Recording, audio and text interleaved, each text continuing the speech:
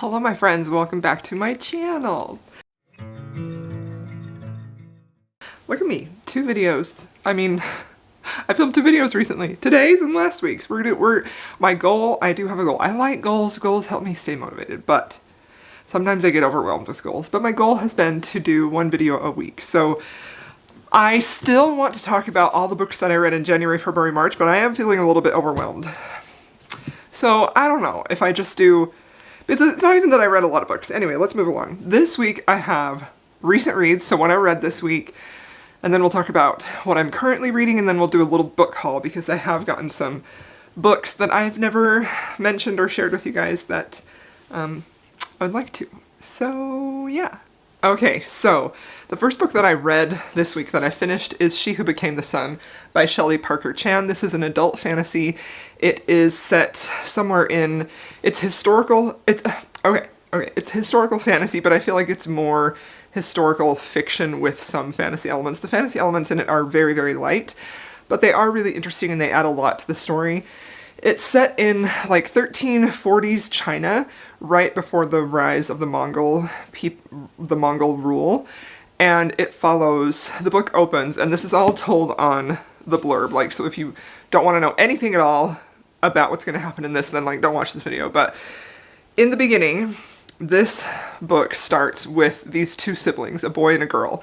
The boy gets a fate that he's going to have a life of greatness, and the girl, her fate is she's going to have a life of nothingness. So you have one boy who's going to be great and one girl who's going to have a life of nothing, and you can imagine how that would make them feel. So the girl's name is Zhu, and her whole family ends up just being completely decimated by bandits that come to town. They kill her parents, her siblings.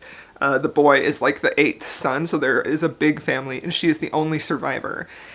And Zhu was a completely fascinating character because she is young, she's a child, and she has believed her whole life that she's going to have nothing. Her life is going to mean nothing. So in this moment when her family is dead, her brother is lying there dead, she sees this opportunity for survival. And the girl, her drive to survive is incredibly strong, and it is powerful, and it is like this fearsome thing to behold as you're reading this book because she's going to do whatever it takes to survive. So she decides she's going to assume her brother's identity and take his place at the monastery and grow to be a monk. So she's dressing and presenting herself as a boy, and she does this for years and years and years, and she is absolutely cutthroat in some of the things that she does in order to survive, to the point where it feels like it almost like chips away at her humanity. And that was probably my very favorite thing about this book, was watching her, you know, in a way that didn't feel evil, because her desire was just to survive, and if that meant hurting or killing other people, like, she was going to do it. But then to watch as the book progressed, to see her actually have moments where she had interactions with other people and she sort of starts to almost regain that humanity, and she starts to develop empathy and sympathy, and it starts to change how she interacts with people and also how she sees them and perceives them, and it's just so beautiful. So her character journey was fantastic, and I loved it so freaking much. But also, so you have this book split up into 3 parts. The first part is her at the monastery. The second part is when war begins, and she is drug into the war, and she's still believed to be a man. And also at the part 2, we have other point of views come into play. So we have Ouyang, who is a eunuch, and he is a general in the army. And his storyline was also completely fascinating because he's constantly struggling with what has been done to him and who he is. And like, this whole book is just a huge, very, very, at the time, sometimes surface level, but never really, the characters are never like speaking what the theme is about. What does gender mean? What does it mean to have a gender, and how important that is to like self-identity and things like that. And I just loved how that was presented through the story, and our characters' inner thoughts and their interactions with other people and things they notice. I just felt like it was so beautifully done, the way that this talks about gender and how that impacts people, because you have Zhu, who is a woman, but she doesn't ever feel womanly. Like, almost her entire life she has been presenting as a man, and so she's really conflicted about femininity and being a woman, and she doesn't really know where she fits. And Ouyang feels very similar because he is a eunuch, and so all of those things that might make him a really powerful man in that society, he feels are taken from him, and so he always feels like a step below what other men do, and mostly because of how they respond to him and how they treat him, but it was beautiful. I do think that part 2 slowed down a little bit because I was super invested with part 1. Part 3 I was also super invested. Part 2 is a little bit slower because you do get these different perspectives, characters that you weren't really in their head before that, and so you kind of have to get to know them like you did Zhu, but also because of how political it is, and there is a lot of war scenes in here, but it was fabulous. I loved the way this ended. I loved this whole book. I was like completely captivated and swept away. And I just found it fascinating, endlessly fascinating, and I love the characters in this. I thought it was so good.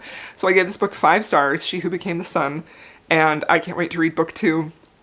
I haven't read it yet. I have the audio on hold from my library, and this was fantastic. This is one of the best historical fantasies that I've ever read. So if you like really characters who really strive to just survive, or not even really be true to themselves, but they're striving to make sense of their place in the world, and they're doing things that maybe in our current day society we would find very distasteful or even like completely wrong. I just found that really fascinating, and I think it was really well done here. So 5 stars for this, highly recommend it. Okay, so now the next book that I read is Wild Love by Elsie Silver. So if you have been watching my videos for a while, or you follow me on Instagram, you know that I have kind of had a rocky road with Elsie Silver for both personal reasons and like just my taste in her books. So I read Flawless and Heartless years ago, I think like 2022. I read Flawless and Heartless, loved them both. I thought they were so great. 2023, when that series continued, I read the next 2, which I believe are Powerless and Reckless, and I did not care for them at all. They were super disappointing for me. And I didn't like the direction that her writing was headed, where it seemed like it was just not my cup of tea, and the romance and the swoon was lacking severely for me. So I was already not really a fan of her books at that point, and then I saw her, after the last book came out, which had Winter and Theo and the baby, the last book that I had read, she started like sharing some AI generated art. Sorry, dogs are barking. I gotta try and regain my thoughts. So she had reshared some AI art in her fan group and on her social media, and when she was like called out on that, like, hey, did you know this is AI art? She was very dismissive about it, and she's like, well, I'm still gonna share it anyway. And, you know, that was last year, I think early in the summertime, so that was before like a lot of people were speaking up about AI art. And I am an artist by profession. I am an art teacher. I am a watercolor portrait artist. I also make sculptures. You know, I post about those a lot here. So this is something that is very near and dear to me. I've seen a lot of artists in the last year alone who are out of work, who cannot find work. And these are, you know, artists who work in development and things like that.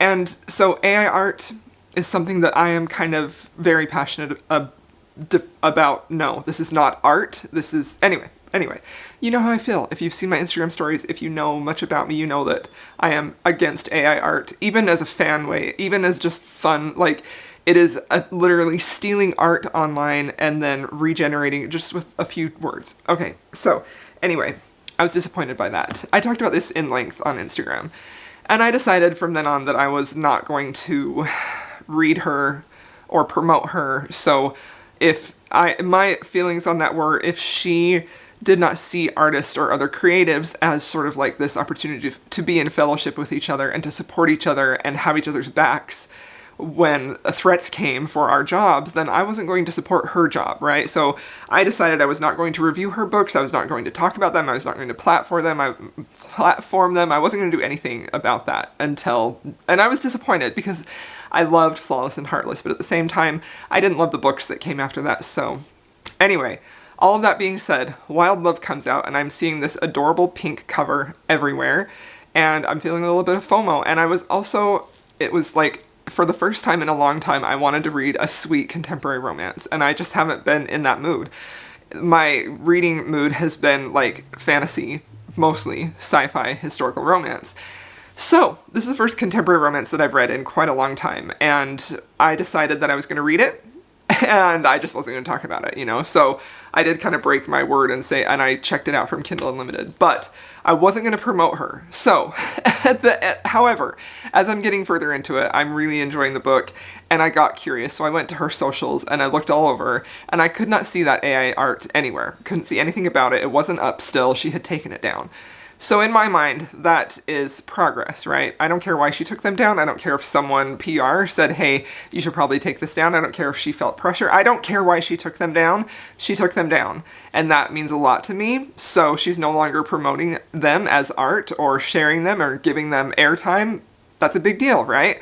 So I decided I'm going to talk about her again because I really feel like when people do things maybe that we don't agree with and then maybe they change their mind, they want to improve, they want to change, they want to, in my mind, I think do the right thing because I do feel like there's a big moral and ethical component to sharing and promoting AI art that is just, it's wrong, it's stealing, it's theft.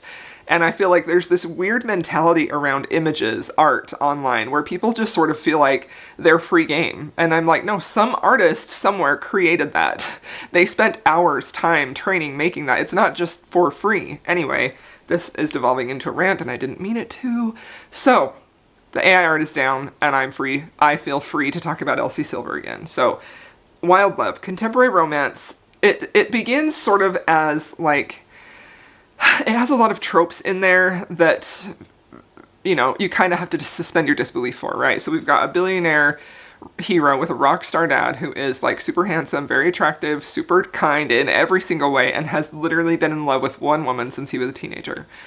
And then we have our heroine who has this big corporate job and she ends up, her boss gropes her, she quits, she goes back to her small town where our billionaire hero is, Ford, to kind of regroup and live her life again, right? So it's a very, very, we've seen elements of this before. It's very similar. And then we also have Ford, our hero, his sperm donor child comes to call, and she's 12, and that was a little bit where I had to suspend my disbelief, and I was like, are we serious right now? Just because it felt like so many of these were stacked one on top of another. And it is not the fact that she's a sperm donor baby at all. It's the fact that she's 12, and she shows up on her billionaire dad's doorstep. Like, how did she get there? She was alone. How did she get there? How did she find his address, and how did she get there? And her mother, who is in a deep depression, just kind of didn't understand. Anyway, that was the part where I'm like, how did she get there? Like, how did she find him and make it all the way there safely, right? So, however, I say all of that, and I know that sounds like a criticism because this is something I've criticized Elsie for before. She does this a lot in all of her books. She starts out very stereotypical, very tropey, but something I've really liked about her books in the past, like Flawless and Heartless for me personally, I feel like she develops them so that they're not just a slotted in trope, right? To give readers what they want or to create scenarios for romance reasons. I feel like she is typically, in the past, she has done a good job of building them past what is just a stereotype. And she did that here, and I was so happy to see that. So Ford is more than just a billionaire. Cora, the daughter, the 12-year-old, she is such a wonderful character. I think that she really makes this book work. And I also feel like, even though in the beginning I was like, this 12-year-old really, I think it would have worked better for my logical brain if she had been maybe like 15 and showed up there. I felt like she would have had more experience, more knowledge, more resources to get there. But the thing about making her 12, I think really allows for a good opportunity for for Ford, our hero, and Rosie, our heroine, to show the kind of people that they would be as parents, or to show them interacting with this young girl, and it's very heartfelt and really emotionally well done. And I think it really hinges on the fact that Cora is 12, so she's sort of caught in the middle of being a child and wanting to be an adult, And as a parent myself, I have noticed that stage in my kids to be one of the most heartrending stages, because they still want to be a kid, they still want to do kid stuff, but maybe they feel like they shouldn't, maybe they should feel grown up, and you see Cora embody that perfectly, and I love how Elsie Silver captured her character like that. Because there are moments when she wants to be a kid and make s'mores, and then there are other moments when she wants to be like Rosie and she's thinking about boys, and I don't know. So I just felt like she was the perfect age. It's just the fact that like she showed up at 12 all by herself, where I'm like, I don't know how realistic that is, But again, that's something that Elsie can do, where she just sort of has those stereotypes and then she develops them into fully fleshed out characters that feel very real. So I liked that a lot. So obviously our romance is between Ford and Rosie. And I'm not going to go too into detail about the plot because I also feel like there's not a lot of plot here. It's very much relationship development. I did end up giving this book 4 stars. And the first maybe like 60% of the book before they actually get together is definitely my favorite part. There was such great chemistry built between them. I really loved the relationship. I thought they had great banter. You know, they're kind of like a frenemies element in high school, and seeing that like they had just the best interactions. And I also loved seeing like the tender, sweet side as they're starting to develop their romance. And that's something that I feel like was missing in the previous Elsie books that I didn't like. So I really liked how romantic this was, how sweet it was. But when they get together, that chunk of book just seems like scene after scene after scene that I skipped and that didn't feel necessary and that really just bogged down the whole story, and all of that beautiful readability that I was enjoying just kind of fell off a cliff for me, and I found myself setting the book aside and just not picking it up because I was bored, right? And so then I finally decided, look, you gotta finish this book, you're almost done with it, you're like 75-80% of the way there. So I did, and then the last half the last little 20% or so I also really enjoyed. So it was just that middle portion that just felt disproportionate of just overwhelmingly physical interaction and not really anything other that was developing there. The beautiful tension, the beautiful chemistry, the beautiful romance just kind of nosedived, and I found that disappointing. And because there was not really any background plot driving this book forward, there wasn't anything else to keep me interested, right? So that's my personal preference. You may feel differently, but you're here watching for my personal preferences. So anyway, that's how I feel about Wild Love. 4 out of 5 stars. Really enjoyed it, and I thought it was fun, and it feels more like Flawless did to me than any of her other books since then have. Flawless and Heartless. So those are the 2 books that I read this week. Now, let's talk about what I am currently reading, shall we? Okay, so I'm doing that thing where I am trying to find a book to stick with, like an audiobook to stick with, and I'm kind of having a hard time. So I have started several audiobooks, and I want to continue them, but they haven't really gripped me a whole lot at this point. So one of them, these were on my April TBR, one of them that I am reading or listening to on audio is Heartless Hunter. I thought this was an adult fantasy romance, but you guys told me it was YA, and I'm totally fine with that because I love YA fantasy. So I do have the audio of this. I'm only like a couple chapters in, but I noticed my attention was kind of drifting away, so I stopped. I had to stop and restart it several times, and then I just decided to set it aside, and I'm going to try to physically read it because for some reason the audio just wasn't working for me. So that one is still one that I'm currently reading. And then another audiobook that I picked up that I'm currently reading is called Between Two Fires. So this is an adult historical fantasy / horror. So this is way back in bubonic plague times, and we have a young girl who doesn't have the plague, and she ends up meeting this knight who also doesn't have the plague, and they kind of seem to be like the only survivors. And it's kind of gruesome at times, it's kind of brutal at times. The fantasy element has, like, there are some weird creatures coming into play, and I didn't realize it was fantastical in that way. I thought it was just, like, a historical fiction of the plague account, and I was, like, interested in that. So the fantasy creatures, I'm not entirely sure what that direction is headed, and honestly, I am 21% into this audiobook, and I just kind of paused it today, and I'm not sure if I'm going to finish it or not, because I don't really know where the story is going. I don't really feel like this plot is solid. I don't know where we're headed. It just seems like we're meandering, so maybe it's just, but like, it's not a quest type because I don't know what the end game is, you know? So I'm not sure how I feel about this, and also this book is written by a man, and I'm struggling a little bit with the voice and I'm trying to decide if it's the voice of the character or if it's the authorial voice, because it feels a little bit crude and crass in the way things are described and how women are described, and I just don't like that. That's not a good time for me, you know. I get on women romance authors' case for that a lot, and I'm kind of feeling that here, so I'm not entirely sure if I want to continue with this. I do, however, feel like there was one interaction when the main character, the man, was kind of crude and crass in a lot of ways.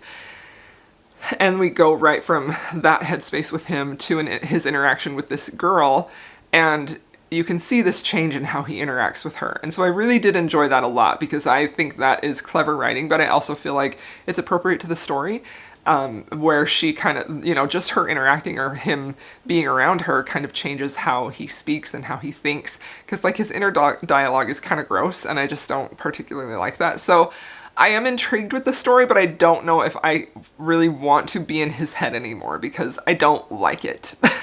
So that one, I'm not sure if I'm going to continue or not. I feel like I may DNF that one. I mean, my curiosity about where the story is headed is still there and present.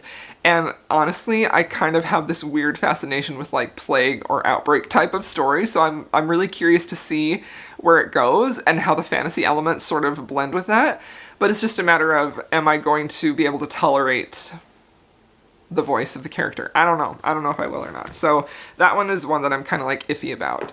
So then the other book that I am reading, I just picked this up today because I was like, I need a reprieve from that. I don't like that crude, crass, kind of gross headspace. I don't like to, I don't want my brain filled with that, you know?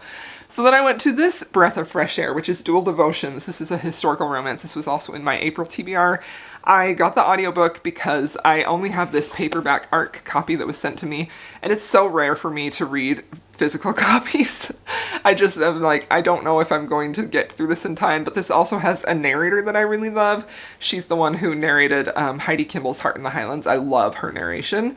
So I just barely started this, and the basic premise is heroine and hero are kids, they're friends, they are kind of like, their parents have them destined to marry one another, and then I believe it's the boy.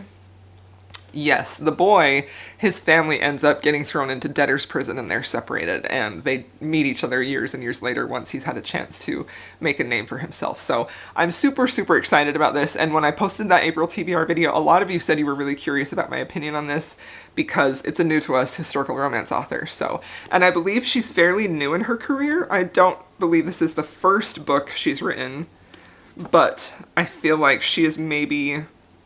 Actually, I don't know. This may be her debut. I'll have to look that up. But she's a super sweet lady.